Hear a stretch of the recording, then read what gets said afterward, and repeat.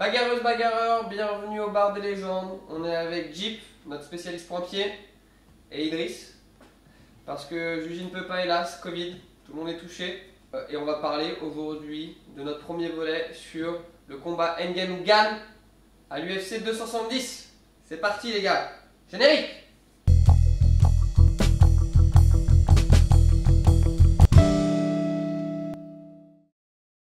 On n'oublie pas, bien sûr, on commence, on s'abonne, on like, on partage. Et merci beaucoup à vous tous de nous soutenir. Sans transition, on passe au combat d'aujourd'hui. Ngannou versus Gane, le combat le plus excitant. Hein, c'est pas nous qui le disons, c'est Dana White. Dana White, le président de l'UFC. À croire qu'il est devenu français d'ailleurs depuis cet hiver, quoi. En même temps, il faut bien qu'il vende son événement. C'est son boulot. C'est son boulot, tu me diras. D'un côté, on a Francis Ngannou. Et Francis Ngannou, excusez-moi, le N est silencieux. Francis Ngannou, le champion en titre, 1m93 pour 110 kg. Et de l'autre côté, on a le challenger, le prétendant au titre, Cyril Gane, 1m93 aussi pour cette fois-ci. 112 kg. Et les deux sont quoi? Viennent du MMA Factory. Les deux viennent de la MMA Factory. MMA Factory, bien sûr, le leader français du MMA. Ça se passe pas en France, non? Non, ça se Ça passe se passe en France, ça se passe aux États-Unis comme d'habitude. Pour eux, ce sera le 22 janvier. Pour nous, ce sera la nuit du 22 au 23 janvier. Donc le 23. À quelle heure? 3h30. À partir de 3h30, ça commencera. Cool. Comme d'habitude. Donc on sera là, je suppose, bien sûr. Bah, on sera levé, on se lèvera exactement pour le voir, quoi. Et toi, t'apporteras les croissants et tiens les pains au chocolat. Comme ça, c'est clair, c'est fait. Merci les gars. Et toi? Moi, j'apporterai mon ventre. Oui, bah oui, bien sûr, bien sûr. Disons que ça trash talk pas mal. En tout cas, du côté de Ngannou. Le Gano? Ouais. Oui, la garde des mots, j'ai cru comprendre. Une guerre totale. Une guerre psychologique. Ça a commencé au Madison Square Garden. Je pense que tout le monde a vu la vidéo où tu as Ngannou qui passe devant Gane sans lui dire bonjour ou quoi que ce soit, et Gane qui a l'air hébété. Gane et Lopez, hein, son entraîneur, qui ont l'air hébété, perdu en se disant... Hébété. Regardez dans le déco, moi je sais pas ce que ça veut dire. Genre, qu'est-ce qui se passe? Pourquoi il nous dit pas bonjour et tout? Mais voilà, quoi, ça a commencé comme ça. Et depuis, ça monte crescendo. Ça n'a pas été. C'est pas un peu pipé ça, sans déconner? Genre qu'il y ait un mec qui filme à ce moment-là la non-rencontre en fait de Gane versus Ngannou? Très sincèrement, moi au début j'ai cru aussi, tu vois, jusqu'au dire là récemment de Cyril Gane, hein, qui disait clairement que non, il n'y avait pas les caméras de l'UFC, ils n'étaient pas en train de filmer. Ngannou nous avait laissé sous-entendre, quoi, il nous l'avait dit clairement, pas sous-entendre que, soi-disant, on lui avait fait faire un détour exprès pour passer devant le clan de Gane, et en effet, il n'y a personne d'autre. Donc ouais, on peut dire que ça peut être pipoté, mais là, on va croire Cyril. Il nous dit, ouais, il n'y avait pas les caméras de l'UFC, ce serait un mec qui aurait filmé avec son portable lorsqu'il aurait vu la scène. Un employé du Madison Square Garden. Donc moi, je le crois, sincèrement, on le croit tous forcément. Mais est-ce qu'on peut pas se dire que le mec, est-ce qu'il n'a pas été payé par l'UFC, je sais pas quoi, alors, faire le buzz. Voilà. Il est possible que l'UFC ait essayé d'arranger un truc en sachant que ça allait créer du buzz. Du côté de Ngannou, Ngannou dit qu'il a vu le gars sortir son téléphone. Il était impossible pour lui de dire bonjour à Cyril Gane. Parce que s'il dit bonjour à Cyril Gane, forcément, automatiquement, il y a Fernand Lopez qui va lui parler. Et il est hors de question pour lui, vu qu'ils sont en froid, que Fernand Lopez lui parle en public. Fernand Lopez qui était aussi son entraîneur. C'est son ancien entraîneur. C'est aujourd'hui l'entraîneur de Cyril Gane et c'est l'ancien entraîneur de Francis Ngannou. Ouais. Donc ils sont en froid, donc il n'a pas voulu parler. C'est ça. Pour lui, on ne peut pas se parler en public. En tout cas, en ayant cette attitude-là, clairement, il vient de dire une chose à Cyril. Mec, toi et moi, on est en guerre. Même s'il dit, ouais, si Fernand n'avait pas été là, je serais mis de parler, je t'aurais serré la main, parce que ouais, je te connais. En effet, je te connais, vu qu'ils ont fait quand même un peu de sparring il y a quelques années en arrière. Mais il y a des petites histoires. Il y a des petites vidéos qu'on tourne. Ouais, des petites vidéos qu'on tourne. D'ailleurs, on va en parler un peu plus tard dans l'émission. Mais concrètement, cette attitude-là, sur la planète MMA, ça veut dire qu'une seule chose. Mec, toi et moi, c'est le 22 qu'on se voit, le 22 janvier. Et avant, c'est la guerre. Ça, c'est clair et net. Et il l'a installé. C'est lui qui a. Franchement, le premier round, on voit bien. Lui, il est droit, il est fier, tête haute, regard froid. Le mec, c'est un prédateur. De l'autre côté, t'as quoi? T'as Cyril. Quelque part, tu vois, il est comme ça, il sait pas quoi faire. Je veux dire bonjour, pourquoi il peut pas dire bonjour, tu vois? Tu sens ce côté-là. Donc, clairement, ce premier round de guerre psychologique, c'est 1-0 pour Ngannou.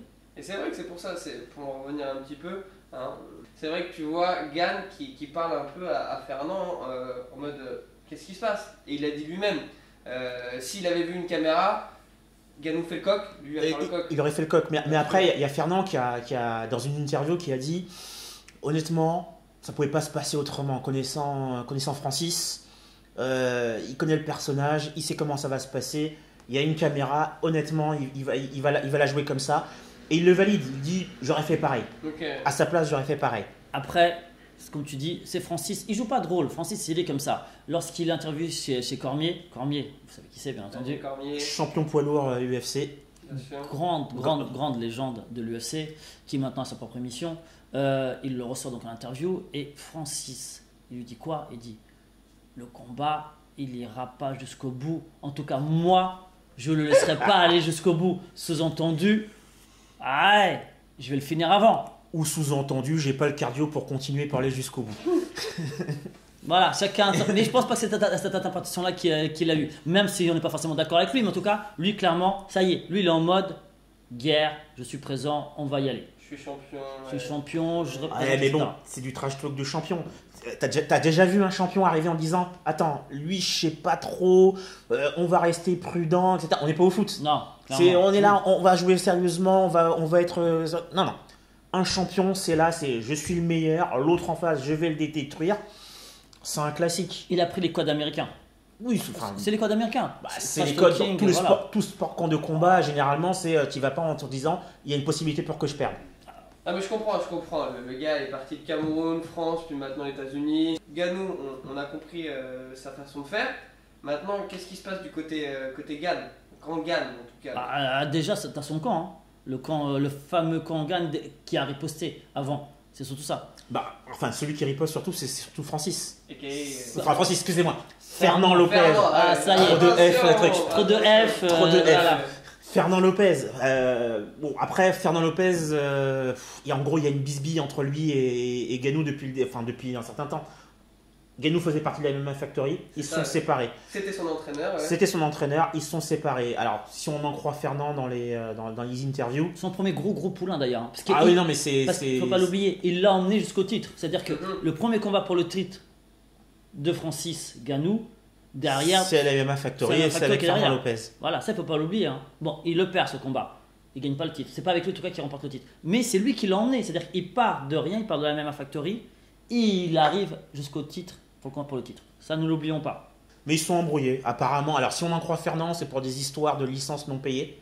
D'ego de Francis Ganou qui se disait que c'est moi qui ramène la lumière sur la MMA Factory, donc il n'y a pas de raison que je paye cette licence.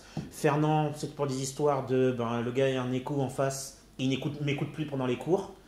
À ce niveau-là, si on doit se séparer, il faut qu'on se sépare. Ils sont séparés et depuis, ils sont en froid. Okay. Version de Fernand Lopez. C'est ça, c'est les dires de Fernand Lopez. Je pense que si on demande à Ganou, bizarrement, on aura peut-être une différence. Ou peut-être pas d'ailleurs. Mais en tout cas, pour lui, il y a une différence. Selon les réseaux, voilà. Après, c'est vrai que Ganou, lui non plus, n'est pas en reste depuis. Sur les, etc.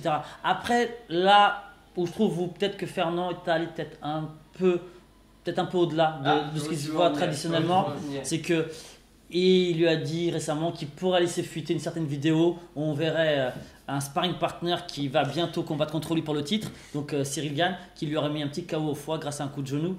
Voilà. Ce sont des choses en tout cas. Ça se fait pas d'habitude. Voilà, mais là en ce moment, ça s'échauffe. Après, au jour où on tourne cette émission, il l'a pas fait fuiter. Il l'a pas fait fuiter. Voilà. Il menace.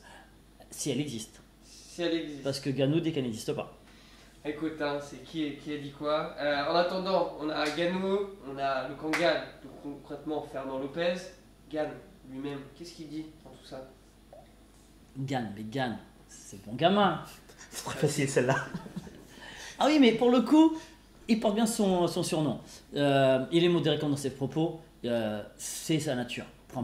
Encore heureux. Il joue pas de rôle. Il reste authentique sur ses choses. Disons que Gann est le bon gamin. Et Gann, contrairement à certains combattants irlandais, il n'insulte pas la mère de Francis, il n'insulte pas le Cameroun.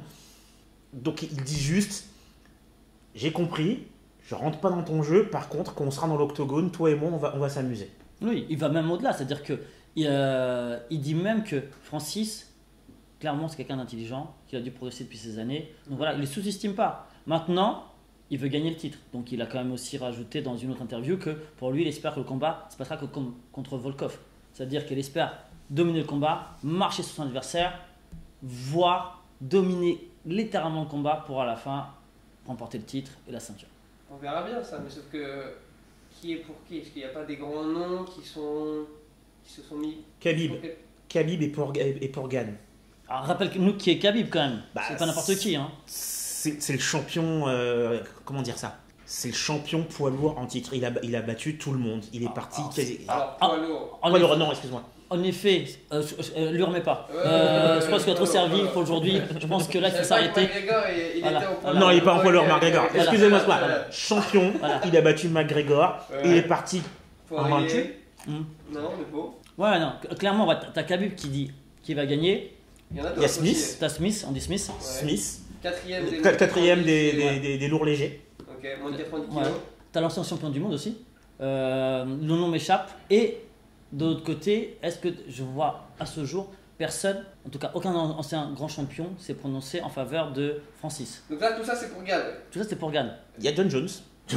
Mais John Jones, c'est différent. John Jones dit, lui, il voit Ganou gagner. Mais John Jones dit, il voit Ganou gagner parce qu'il veut rencontrer Ganou. Parce que l'affiche Ganou-John Jones, c'est une affiche de folie. Et que lui, ce qu'il voit surtout, c'est le côté monétaire. Pépette. Argent, thune, caillasse. Et là où je te rejoins, c'est que c'est vrai que les fans américains, et d'ailleurs c'est pour ça que tu peux même te poser la question, c'est les fans américains ne voient pas gagner Ganou et pas Gane. Parce que pour eux, le combat le plus beau à venir de 2022, le combat, parmi tous les combats qui peuvent arriver, pour eux, ce serait une affiche Jones versus Ganou. Donc clairement, les fans américains pensent que indirectement, je pense qu'il va gagner. Après, tu poses la même question en France, on te dira, bah non, c'est forcément je pense aussi, Cyril Gane qui va gagner. Ouais. Et donc, pour nous, c'est Jones contre Gane qui est intéressant. Quoi. Et en plus, là-bas aux États-Unis, Gane n'a pas la même aura, il n'est pas reconnu de la même façon, et il ne vit pas aux États-Unis en plus comme Ganou, donc forcément, ça joue aussi, oui. Bon, on a les promos des champions.